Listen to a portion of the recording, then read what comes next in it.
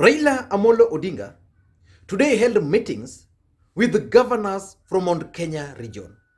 And that meeting is causing panic within William Ruto's camp.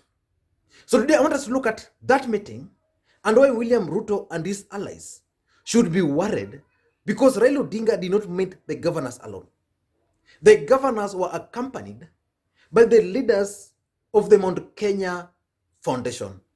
And for those who care, yesterday I discussed into details about this Mount Kenya Foundation. But before we go into those details, if you are bumping on this video for the first time, I want you to take a second or two and hit the subscribe button so that next time we produce a video like this one, you get notified. Now let's go direct to this meeting. Raila Odinga today held a meeting with the Central Kenya governors, with Mount Kenya governors at his office in Capitol Hill. Remember, Raila Odinga is supposed to be an ordinary Kenyan, but governors from Mount Kenya region left their counties and came to Capitol Hill for a meeting. Let's just look at the governors who attended that meeting. There was the Meru governor, Governor Kiraitu Murungi. And then there was Governor Francis Kimemia, the Nyandarua governor. And for those who follow this channel, there's a time I created a video specifically for Governor Kiraitu and Kimemia and this Mount Kenya Foundation when they visited Raila Odinga early last month. And then there was the governor for Kirinyaga, Anne Waiguru. There was the governor for Tharaka Nithi, Muthomi Njugu. Then there was Laikipia governor, Ndiritu Mureithi. Then there was the Embu governor, Governor Wambora. But I didn't see two governors. I didn't see the governor for Murang'a. Probably he was absent with apology. And I also didn't see the governor for Nyeri.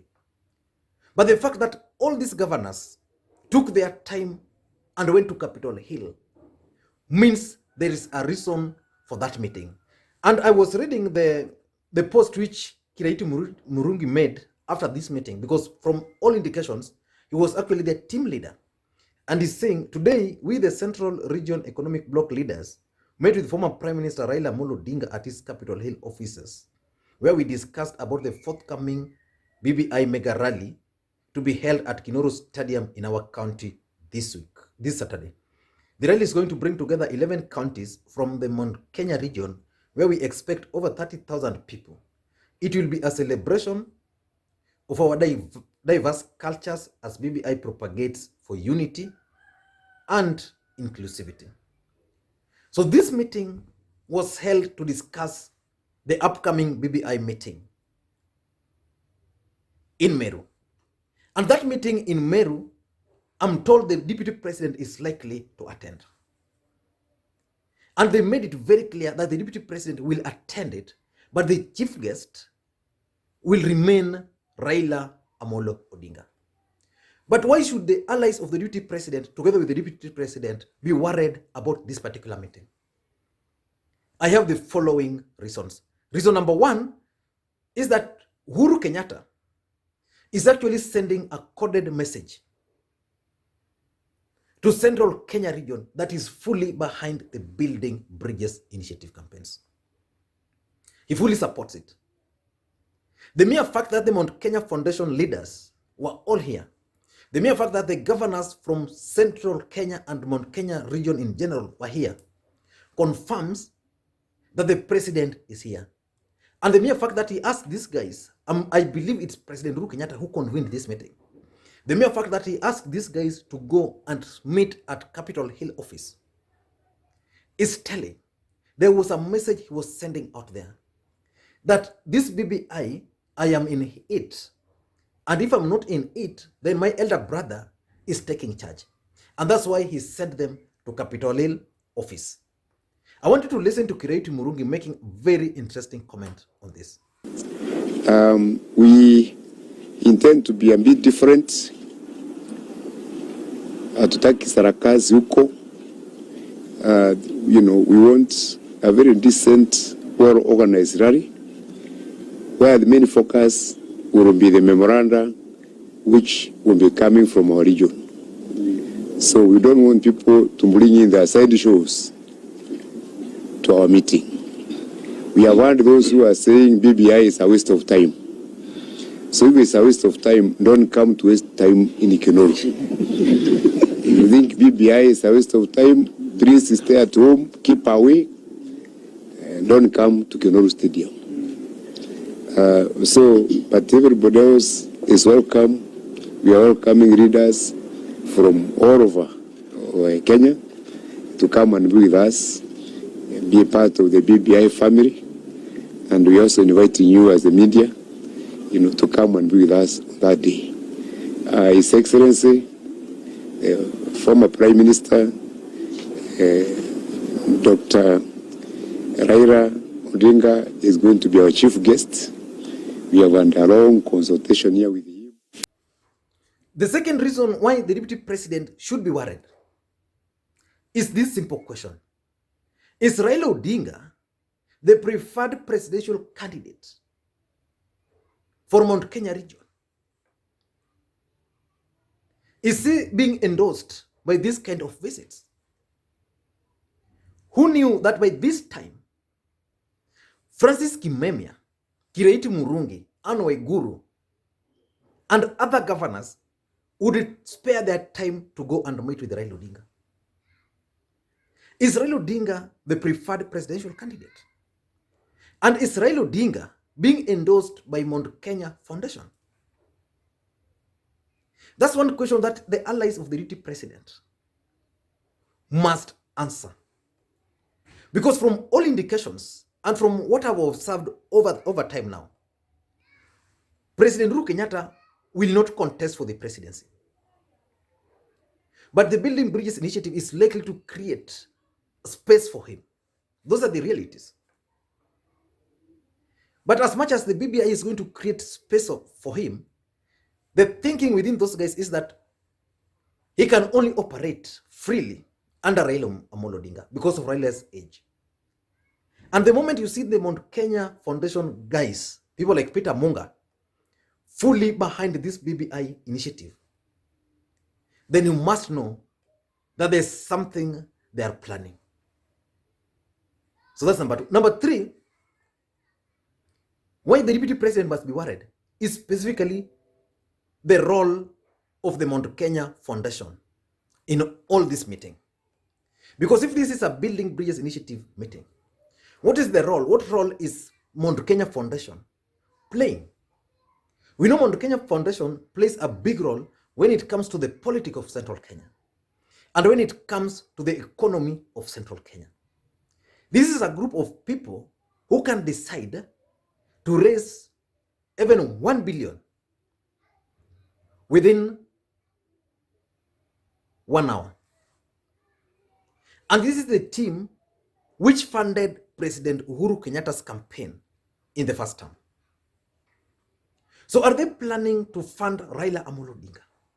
Or what role are they playing in all this?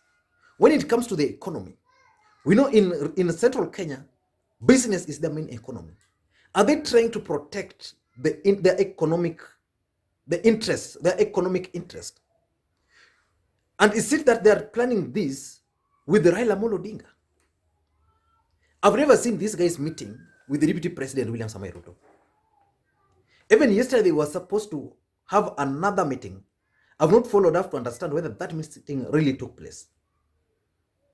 But the mere fact that they are fully in this, in the last 1 month alone, these guys have met at Raila Odinga's office. The numbers I can count was on 23rd of January. Then they met again in the middle here, and then again today. What message are they sending out to their people? Because the fact of the matter is, and as Mutahi Ngunyi puts it rightly, that Central Kenya, you can't buy them. You can only rent them. And when that time will come, a decision will be made for them. They don't make decisions for themselves.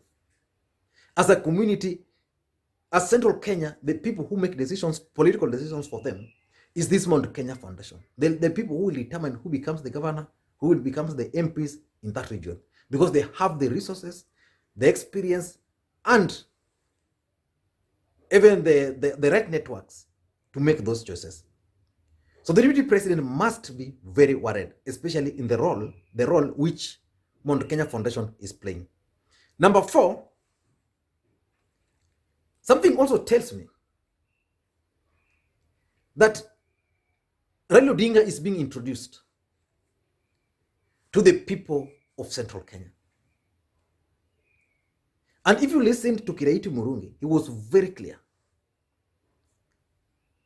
that Raila Odinga is going to be the chief guest. For those who follow the politics of this country very closely, there's something which happened after the handshake. Raila Odinga and Uhuru Kenyatta were supposed or were expected to tour this country together. And they started touring, especially the Nyanza, the ODM strongholds. But they've not managed to go to Central Kenya or Jubilee strongholds because of the mere fact that the ground was hostile. And that's what Uhuru Kenyatta has been dealing with. And that's why Uhuru Kenyatta has been trying very hard to destroy his deputy. And because he has made enough progress and the ground is now not very hostile, I think these guys are being used to introduce Raila Odinga